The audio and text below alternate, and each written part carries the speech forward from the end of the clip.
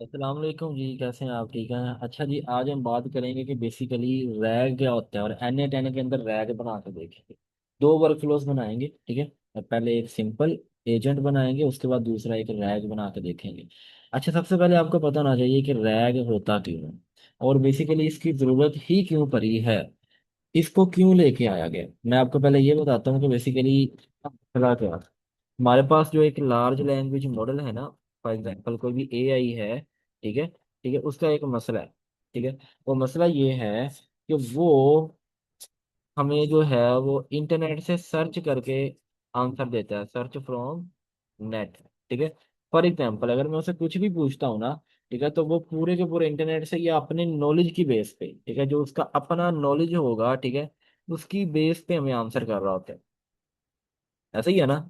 अब इसकी एक एग्जांपल ले लेते हैं। फॉर एग्जांपल हमारे पास एक जेमिनाई का 2.0 मॉडल है। जेमिनाई 2.0, ठीक है। अब ये जो जेमिनाई 2.0 है ना, ये ट्रेन हुआ था, फॉर एग्जांपल कह देते हैं कि दिसंबर 2023 में। अब इसका मतलब ये है कि आफ्टर दिसंबर 2023 अगर मैं इसे कुछ ऐसा पूछ लेता हूँ आंसर कि जो 2023 के बाद कोई हैपन हुआ है, कोई इंसिडेंट, तो इसे नहीं पता होगा। क्यों? क्योंकि इसका जो नॉलेज है वो यहाँ तक महदूद है। इससे पहले पहले पता है। फॉर एग्जाम्पल 2023 के बाद इमरान खान चेंज हुआ है, तो मैं इसे पूछता हूँ कि जो है वो हमारा अभी के लिए जो प्राइम मिनिस्टर है वो कौन है, इट विल नॉट टेल के शहबाज शरीफ है। क्यों? क्योंकि बेसिकली ये मॉडल पुराना हो चुका है और इसके पास पहले से ज्यादा अपने जो है वो नॉलेज कट ऑफ की डेट से आगे वाला जो है वो आंसर नहीं है इसके पास। तो इसके लिए फिर क्या करते हैं जी, ये ऑब्वियसली ये टूल्स को यूज कर लेता है। जैसे सर्च फ्रॉम इंटरनेट हमने टैबली यूज किया था, तो मॉडल पुराना है लेकिन ये टूल को यूज करके नया जो है वो डाटा निकाल सकते हैं इंटरनेट से। लेकिन बात करने की मेन चीज ये है कि यहाँ पे हुआ क्या है। अगर हमने टूल यूज नहीं किया तो बेसिकली एआई ने हेलुसिनेट किया। अब हेलुसिनेशन क्या होती है? हेलुसिनेशन का मतलब ये होता है कि एआई जो है वो अपने तरीके से गैसेस करता रहेगा, हमें सही आंसर नहीं देगा। तो एआई बहुत ज्यादा हेलुसिनेट करता है इस मामले में कि अगर उसका नॉलेज कट ऑफ डेट ही क्या कहते हैं 2023 है, तो वो 2023 का बाद जो है वो कैसे दे सकता है, ठीक है। तो एक जो है वो सिस्टम है हेलुसिनेशन, ठीक है। अब दूसरा जो सिस्टम है जो हम रैक को लेते हैं कि फॉर एग्जांपल हमारे कंपनी का डाटा है, और एक एग्जांपल दे रहा हूँ कि हमारी कंपनी का डाटा है, ठीक है। अब कंपनी के डाटा जो है वो ऑब्वियसली क्या होगा, वो प्राइवेट होगा। मैं नहीं चाहूंगा कि मेरा कंपनी का डाटा बाहर जाए। लेकिन अगर मैं उसे जेमिनाई को प्रोवाइड करता हूँ, ठीक है, फॉर एग्जांपल मैं यहाँ पे बनाता हूँ कि मेरा जो प्राइवेट डाटा है पीडी, ठीक है, अगर मैं उसे जेमिनाई को दे देता हूँ,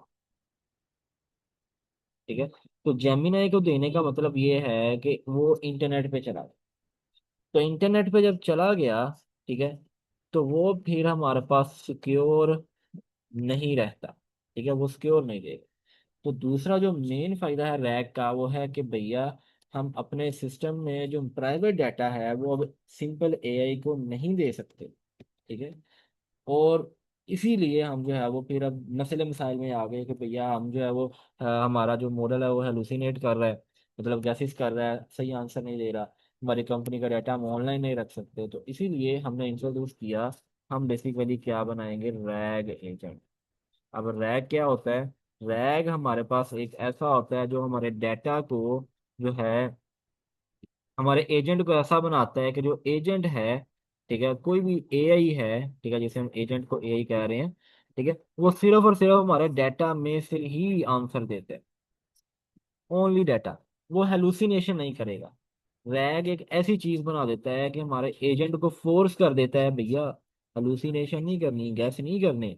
अगर तो डाटा में से आंसर मिलता है तो हमें बताओ, नहीं मिलता तो कहो भाई आई डोंट नो, ठीक है।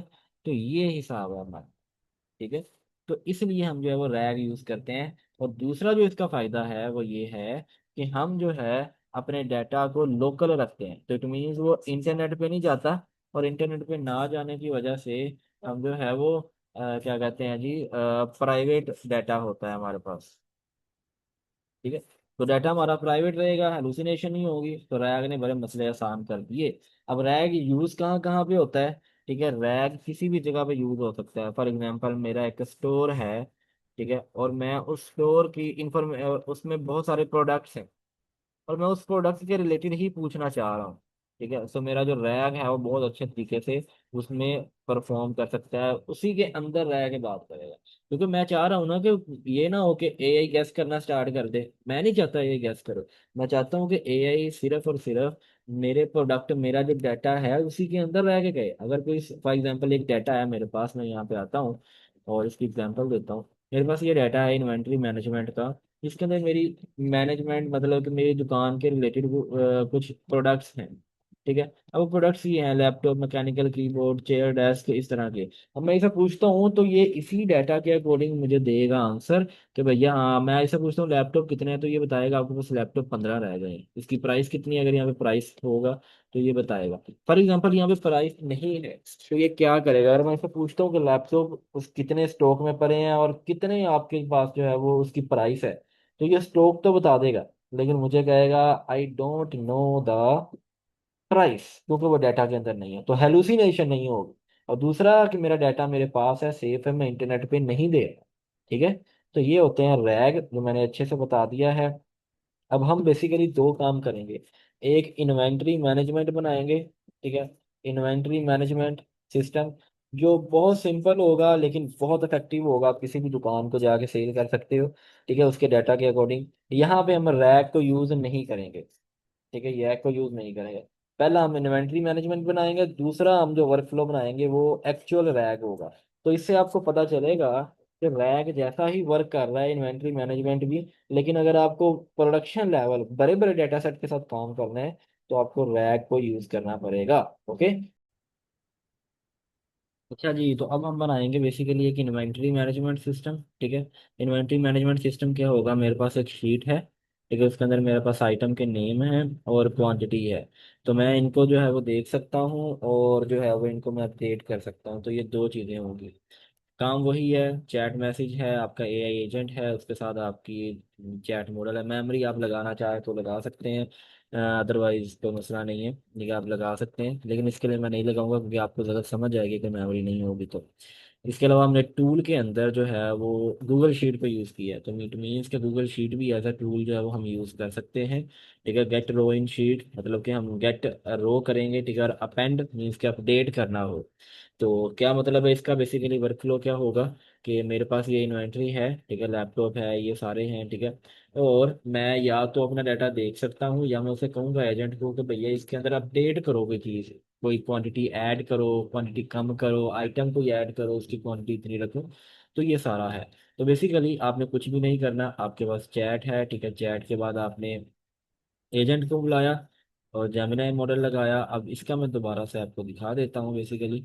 ठीक है, तो बेसिकली होगा क्या, आपने जो है वो यहाँ पे टूल पे आना है, टूल पे आप क्लिक करेंगे, यहाँ पे आप लिखेंगे शीट, और जैसे ही शीट लिखेंगे गूगल शीट के टूल आ जाएंगे। तो आपने यहाँ पे रखना है, आपके पास इस तरह का ओपन हो जाएगा। गूगल शीट का अकाउंट आप अपना लगाओगे, sheet with in document get row function use करेंगे अपने रो को लेने के लिए, हासिल करने के लिए, देखने के लिए डाटा हम गेट यूज करते हैं।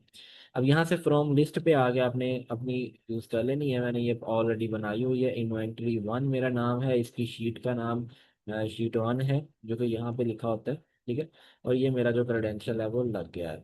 अब बेसिकली अब मुझे दूसरा एक टूल चाहिए। दूसरा टूल कौन सा चाहिए? बेसिकली मैं अपडेट करना चाह रहा हूँ। ठीक है, तो मैं यहाँ पे आऊँगा, यहाँ पे क्लिक करता हूँ, दोबारा से लिखूंगा शीट, वही सारा सिस्टम है लेकिन हर चीज़ ओके होगी वैसे ही। गेट रो की जगह मैं अपेंड और अपडेट पे क्लिक करूंगा कि मैं अपडेट कर सकता हूँ या नई चीज़ ऐड कर सकता हूँ। फ्रॉम लिस्ट में से इन्वेंट्री वन ऐड करूंगा, ठीक है, और शीट में से मेरी शीट वन आ जाएगी। And this is how our जो है वो। अब यहाँ पे एक और चीज़ है कि आपने बेसिकली जो मैप ईच कॉलम मैनुअली लिखा होगा, तो अब इसके अंदर column to match on, column कौन सा मैच करेंगे? आइटम नेम कर लेते हैं, ठीक है, आइटम नेम हमेशा सेम रहेगी हमारी, क्वांटिटी तो चेंज होती रहती है। अब इसके अलावा यहाँ पे वैल्यूज टू सेंड, यहाँ पे लेट मॉडल डिफाइन दिस, यहाँ पे आपने क्लिक कर लेना है। कैसे किया मैंने? यहाँ पे click let the model define this parameter, तो N8N और AI एजेंट ऑटोमेटिकली आपके लिए सिस्टम कर देगा। तो ये थी हमारी सेटिंग, अब हमारा बन चुका है। इसे टेस्ट करते हैं। बेसिकली ओपन चैट पे क्लिक करते हैं, तो मैं इसे पूछता हूँ बेसिकली कि how many laptops are in your inventory. तो देखते हैं कि भैया गूगल शीट पे गया है। इसके साथ ही आप जो है वो रो को गेट कर रहे हैं, और गेट रो करके जो है वो इसने हमें बता दिया there are 20 laptops in the inventory. तो अब देखें एक मिनी रैग बन गया। मैं इसको यहाँ पे करता हूँ। मिनी रैग कैसे बन गया कि ये ना तो हमारा प्राइवेट डाटा जाके सेंड कर रहा है किसी को, और ना ही ये जो है वो क्या कहते हैं जी हेलुसिनेट कर रहा है हमें, according to our data answer कर रहा है। फॉर एग्जाम्पल मैं पूछता हूँ जी list all products with quantity. ठीक है। तो जैसे ही हम यहाँ पे क्लिक करेंगे तो देखते हैं भैया क्या होता है, गेट रोज कर रहा है। क्योंकि अपडेट करने वाला कोई सिस्टम ही नहीं है तो होगा ही नहीं, क्योंकि अपडेट नहीं मांगा, हमने कहा लिस्ट करो तो ऑटोमेटिकली ये देख रहे हैं। तो 20 40 ये देखें सारा इसने कहते हैं, नोटबुक 200 है, ठीक है। तो ये सारी इसने डाटा यहाँ से उठाया है।